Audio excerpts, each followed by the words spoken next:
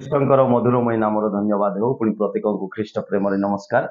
ଆଜିର ଦିନ ଆମମାନଙ୍କ ପାଇଁ ଏକ ଆଶୀର୍ବାଦର ଦିନ ଅଟେ। ପ୍ରଭୁ ସଦାବେଳେ ଆମେ ଖ୍ରୀଷ୍ଟିଆନ ମାନଙ୍କୁ ସେ ଦୟା କରିଛନ୍ତି। କେବଳ ଆମେ ଖ୍ରୀଷ୍ଟିଆନ ମାନଙ୍କୁ ନୁହେଁ, ଏ ଜଗତରେ ଯେତେ ବି ଅଛନ୍ତି ସମସ୍ତଙ୍କୁ ସେ ଦୟା କରିଛନ୍ତି।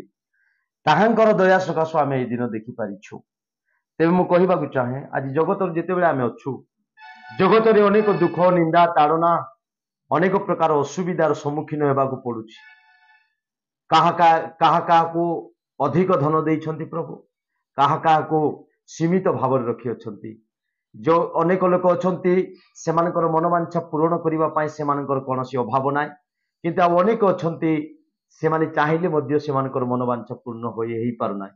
ତ ମୁଁ କହିବାକୁ ଚାହେଁ, ଜଗତରେ ଅନେକ ଦୁଃଖ ଅଛି, ସମସ୍ୟା ଅଛି, ରୋଗ ଅଛି, ଅଭାବ ଅଛି, ସଙ୍କଟ ଅଛି, ନିନ୍ଦା ତାଡ଼ନା ଦେଇ ଆମମାନଙ୍କୁ ଯିବାକୁ ପଡୁଥାଏ। ଜଗତରେ ଏ ପ୍ରକାର ଅଛି। କିନ୍ତୁ ଆଜି ମୁଁ ଆପଣମାନଙ୍କୁ ଯେଉଁ ନିରାଟ ସତ୍ୟ କଥା କହିବାକୁ ଯାଉଛି, ଏରା କଣ ମାନେ ପ୍ଲେସ୍ ଅଫ୍ ଇଟର୍ନାଲ ହ୍ୟାପିନେସ୍। ଯେଉଁ ସ୍ଥାନକୁ ଆପଣ ମାନେ ଯିବେ, ସେଇ ସ୍ଥାନରେ ଅନନ୍ତ ଆନନ୍ଦର ସ୍ଥାନ ତାହା ଅଟେ। ତାହା ହେଉଛି ସ୍ୱର୍ଗ।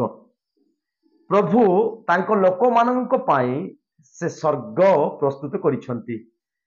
ଯେଉଁମାନେ ଖ୍ରୀଷ୍ଟଙ୍କୁ ବିଶ୍ୱାସ କଲେ, ଖ୍ରୀଷ୍ଟଙ୍କୁ ଆପଣ ପ୍ରଭୁ ବୋଲିକି ହୃଦୟରେ ଗ୍ରହଣ କଲେ, ସେମାନଙ୍କ ନିମନ୍ତେ ପରମେଶ୍ୱର ସ୍ୱର୍ଗ ରାଜ୍ୟ ପ୍ରସ୍ତୁତ କରିଛନ୍ତି।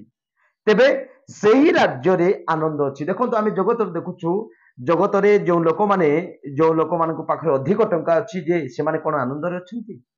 ବଡ ଘର ବାନ୍ଧିଛନ୍ତି, ଯେ ସେମାନେ କଣ ଆନନ୍ଦରେ ଅଛନ୍ତି? ଆନନ୍ଦ ଘର ଦ୍ୱାରା ମିଳେ ନାହିଁ, ଆନନ୍ଦ ଟଙ୍କା ଥିଲେ ମିଳେ ନାହିଁ। କେବଳ ଏ ପ୍ରକାର ଏକ ଜାଗା ପ୍ରଭୁ ପ୍ରସ୍ତୁତ କରୁଛନ୍ତି, ଆଉ କେବଳ ସେଠାରେ ହିଁ ଆନନ୍ଦ ବା ସୁଖ ଭୋଗ କରିପାରିବା। ତେବେ ଆମେ ପଢିବା ଗୀତ ସଂହିତା 16:11 ଲେଖା ଅଛି,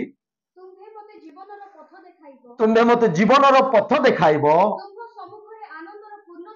ଦେଖନ୍ତୁ, ପ୍ରଭୁଙ୍କର ପ୍ରେସେନ୍ସ, ପ୍ରଭୁଙ୍କର ସମ୍ମୁଖରେ, ପ୍ରଭୁଙ୍କର ଉପସ୍ଥିତିରେ ଆନନ୍ଦର ପୂର୍ଣ୍ଣତା ଥାଏ।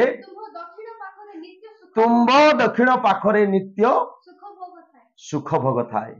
ତେବେ ପ୍ରଭୁଙ୍କର ପ୍ରେସେନ୍ସରେ, ତାଙ୍କ ସମ୍ମୁଖରେ ଆନନ୍ଦ ଥାଏ। କୋଉଟା ସେଟା? ସେ ଜାଗା କୋଉଟା? ସେଟା ହଉଛି ସ୍ୱର୍ଗ। ସ୍ୱର୍ଗରେ ଆନନ୍ଦ ଅଛି ଆଜ୍ଞା। ସ୍ୱର୍ଗରେ ପରମେଶ୍ୱର କଣ? ଫୁଲ୍ଲି ମ୍ୟାନିଫେଷ୍ଟେଡ, ସର୍ବତ ଭାବରେ ସେ ଅଛନ୍ତି। ଆଉ ସ୍ୱର୍ଗରେ କୌଣସି ଦୁଃଖ ନାହିଁ, କଷ୍ଟ ନାହିଁ, ବ୍ୟାଡ ଡେ ନାହିଁ, ଖରାପ ଦିନ ସେଠାରେ ନାହିଁ। ସ୍ୱର୍ଗରେ ସବୁବେଳେ ଆନନ୍ଦ, ସ୍ୱର୍ଗରେ ସବୁବେଳେ ଭଲ ବିଷୟ ହୁଏ, ତାହା ସ୍ୱର୍ଗ ଅଟେ। ତେବେ ମୁଁ କହିବାକୁ ଚାହେଁ, ସ୍ୱର୍ଗରେ ସଦାବେଳେ ଆନନ୍ଦ ଅଛି। ସେଟା ବି କୋଉଠି ଆନନ୍ଦ? ପରମେଶ୍ୱରଙ୍କର ସମ୍ମୁଖରେ। ତେବେ ମୁଁ କହୁଛି, ପ୍ରକାଶିତକୁ ଯଦି ଆମେ ଯେତେବେଳେ ଆସିବା, ପ୍ରକାଶିତର ଗୋଟେ କଥା କହୁଛନ୍ତି, ଯେତେବେଳେ ଏଇ ଜଗତରେ ଲୋକମାନେ ଦୁଃଖ, ନିନ୍ଦା, ତାଡ଼ନା, କ୍ଲେଶ ସବୁ ଭୋଗ କରି ଖ୍ରୀଷ୍ଟଙ୍କର ଦ୍ୱିତୀୟ ଆଗମନରେ ସ୍ୱର୍ଗକୁ ନୀତ ହେବେ, ସ୍ୱର୍ଗକୁ ରେପ୍ଚରରେ ପଳେଇବେ, ସେଇ ସମୟରେ ଦେଖନ୍ତୁ, ଯେଉଁ ଲୋକମାନେ କ୍ରନ୍ଦନ କରିକି ଅଛନ୍ତି, ଯେଉଁମାନେ ଦୁଃଖରେ ଅଛନ୍ତି, ଯେଉଁମାନେ କଷ୍ଟରେ ଅଛନ୍ତି, ଯନ୍ତ୍ରଣାଦାୟକ ଅବସ୍ଥାରେ ଅଛନ୍ତି, ଏ ପ୍ରକାର ପରିସ୍ଥିତିରେ ଥିଲେ ହେ ଏମିତି ଗୋଟେ ଦିନ ଆସୁଛି, ସ୍ୱର୍ଗରେ ପରମେଶ୍ୱର ଯୀଶୁ ରାଜା, ସେ ସତ୍ୟ ପରମେଶ୍ୱର, ଜୀବିତ ପରମେଶ୍ୱର ଯୀଶୁ ଖ୍ରୀଷ୍ଟ, ସେ ତାଙ୍କ ଲୋକମାନଙ୍କ ପାଖକୁ ଯିବେ, ଯେମାନେ ଅଶ୍ରୁ ଧାରରେ ଯାଇଛନ୍ତି, କାନ୍ଦି କାନ୍ଦିକି ଯାଇଛନ୍ତି, ସେମାନଙ୍କର ସମସ୍ତ ଅଶ୍ରୁ ସେ ପୋଛିଦେବେ।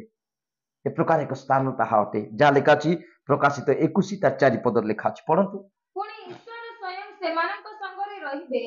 ସେଇଠି ପରମେଶ୍ୱର ଏ ପ୍ରକାର ଯୋଜନା କଲେ, ଇମାନୁଏଲ ହେଇକି ଆସିଲେ, ମଣିଷ ମାନଙ୍କ ସହିତ ରହିଲେ। ଅନନ୍ତକାଳୀନ ଯୋଜନା କଣ କଲେ ନା, ଈଶ୍ୱର ମଧ୍ୟ ତାଙ୍କ ଲୋକମାନଙ୍କୁ, ତାଙ୍କ ମଣ୍ଡଳୀକୁ ସ୍ୱର୍ଗକୁ ନେଲା ପରେ ସେ ତାଙ୍କ ସହିତ ରହିବେ,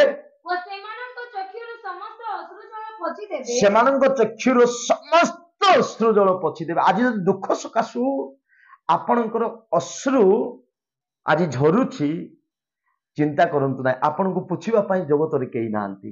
ହୁଏତ ଆପଣଙ୍କ ସ୍ୱାମୀ ଆପଣଙ୍କର ଦୁଃଖର ଲୁହ ପୋଛି ପାରୁନାହିଁ, କି ବାପା ହେଇକି ପୁଅ ଝିଅ ମାନଙ୍କର ଦୁଃଖର ଲୁହକୁ ପୋଛି ପାରୁନାହିଁ, ନହେଲେ ପୁଅ ଝିଅ ମାନେ ହେଇକି ବାପା ମାଙ୍କର ଆପଣ ମାନେ ଦୁଃଖର ଲୁହକୁ ପୋଛି ପାରୁନାହାନ୍ତି। କିନ୍ତୁ ଦିନ ଆସିବ, ଆପଣଙ୍କର ପ୍ରତ୍ୟେକ ଦୁଃଖ, ପ୍ରତ୍ୟେକ ଅଭାବ, ପ୍ରତ୍ୟେକ ରୋଗର ଲୁହକୁ ସେ ପୋଛି ଦେବେ। ତାପରେ ଦେଖନ୍ତୁ ଆଜ୍ଞା, ଏ ପ୍ରକାର ଏକ ସ୍ଥାନକୁ ସେ ନେବା ପାଇଁ ଯାଉଛନ୍ତି। ଦେयर ଇଜ ଦ ହ୍ୟାପିନେସ୍। ସ୍ୱର୍ଗରେ ହିଁ, ସେଇ ସ୍ଥାନରେ ହ୍ୟାପିନେସ୍ ଅଛି, ଆନନ୍ଦ ଅଛି ଆଜ୍ଞା, ସୁଖ ଭୋଗ ଅଛି। କାରଣ ଲେଖା ଅଛି କଣ ବୋଲି? ସେଇ ସ୍ଥାନରେ ଆଉ ମୃତ୍ୟୁ ଘଟିବ ନାହିଁ, व्यथा ଆଉ ହେବ ନାହିଁ शोक की क्रंदन की व्यथा आउ हेबो नाई କାରଣ ପୂର୍ବ ବିଷୟ ସବୁ ଲୋପ ପାଇଅଛି कारण पूर्व विषय सब लोप पाई अछि एटा लेखा अछि पुरातन विषय आपनक जीवन रे जेतकी थिला माने कोन सेटा आपनकर दुख आपनकर अभाव आपनकर चिंता आपनकर जो कष्ट आपनक जीवन रे थिला पुरातन विषय लोप कर दे परमेश्वर कहउछंती आजि ठारु क्रंदन कर नाई आजि ठारु आनंदर दिन आरंभ हैला आजि ठारु एक सुखर दिन आरंभ हैला बोली परमेश्वर से स्थान रे कहिबे कारण से स्थान आनंदर स्थान अटे कारण से स्थान सुख भोगर स्थान अटे से स्थान रे कौनसी प्रकार क्रंदन नाई से स्थान रे मृत्यु नाई से स्थान रे जंत्रणा नाई से स्थान रे आपन को भोक नाई कि आपन को शोष नाई से स्थान रे किछि नाई आज्ञा से स्थान रे केवल आनंद आनंद आनंद आ से स्थान रे केवल आपन ख्रीष्टंकर मुख दर्शन करिवे आ दिवारात्र तांकर उपासना करिवे सेटा रात्रि मध्य नाई सेटा रात्रि मध्य नाई सूर्य चंद्र नथिबे स्वयं जीशु सेठार प्रदीप स्वरूप तेबे ए प्रकार एक स्थान को नेबा पाई परमेश्वर आमान को से योजना करिछंती लूक 15:10 पद लिखा अछि सेटा जदि पढिबा ମୁଁ ତୁମ୍ଭମାନଙ୍କୁ କହୁଅଛି कहू अछि ସେହି ପ୍ରକାରେ ଯେ ମନ ପରିବର୍ତ୍ତନ करे देखो मन परिवर्तन करिथिबा लोक माने ଏପରି ଜଣେ ପାପୀ ନିମନ୍ତେ हां ଈଶ୍ୱରଙ୍କ ଦୂତମାନଙ୍କ ସମ୍ମୁଖରେ ଆନନ୍ଦ ହୁଏ ईश्वरଙ୍କ दूत माने ईश्वरଙ୍କ सम्मुखरे आनंद करंती आज्ञा तो मु कहबा को चाहे सेठार आनंद दूत माने आनंद करूछंती आज आमनक जीवन रे आनंद नाई सरी जाईछि सुखी जाईछि टंका अछि आनंद नाई स्त्री अछि आनंद नाई स्वामी अछि आनंद नाई पुओ झी अछंती आनंद नाई बापा माँ अछंती आनंद नाई भल घर भी अछि आनंद नाई आनंद केते बेले आसीबो जेते बेले परमेश्वर आमनक जीवन रे अछंती सेते बेले आनंद आसीबो जेते बेले परमेश्वरंकर सम्मुख को आमे जेते बेले आसु प्रेजेंस को तांको उपस्थिति को आसु सेते बेले आमे आनंद उपभोग करि थाउ ते मु कहबा को चाहे रोमियो तार 14-17 पद लिखा अछि the kingdom of God is not eating and drinking देखो ईश्वरंकर राज्य केवल भोजन पान निमंते नुहे पढंतु टिके କାରଣ ଈଶ୍ୱରଙ୍କ ରାଜ୍ୟ ଭୋଜନ ପାନ ନୁହେଁ कारण ईश्वरंकर राज्य भोजन पान नुहे କିନ୍ତୁ धार्मिकता ଶାନ୍ତି शांति ଓ ପବିତ୍ର ଆତ୍ମାଙ୍କ ଠାରେ ଆନନ୍ଦ ଅଟେ वो पवित्र आत्मांक ठारे आनंद अटे ताहा होची ईश्वरंक राज्य ताहा होची स्वर्ग पवित्र आत्मांक ठारे आनंद अटे केवल खाइबा पीबा एंजॉय करिबा एटा ही ईश्वरंक राज्य नुहे पवित्र आत्मांक ठारे आनंद अटे ते मु कहबा को चाहे पवित्र आत्मांक ठारे आनंद करिबा तापरे शिपन्य 3:17 पद तो लिखा अछि ସଦାପ୍ରଭୁ ତୁମ୍ଭର ପରମେଶ୍ୱର तुमर मध्यवर्ती अटंती से वीर जे कि परित्राण करिवे देखो प्रभु मध्य आंभ विषय रे आनंद करिवे से आपण स्नेह भर रे नीरव हेबे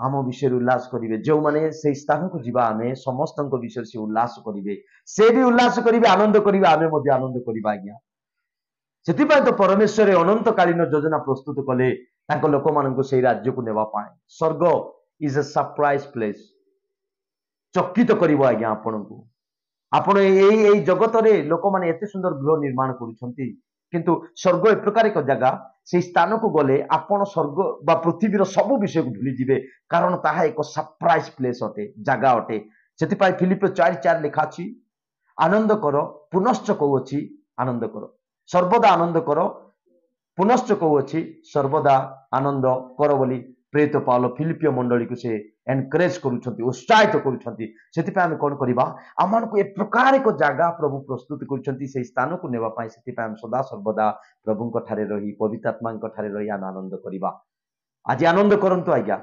आनंदित हृदय उत्तम औषध बोली बाइबल कहे आनंद करंतु आनंद कले टंका लागे ना आनंद करंतु प्रभु निश्चित भाव से जगार आपण मानक उपस्थापन करने से जाऊँगी। ए वाक्य द्वारा प्रभु समस्त को आशीर्वाद करंतु।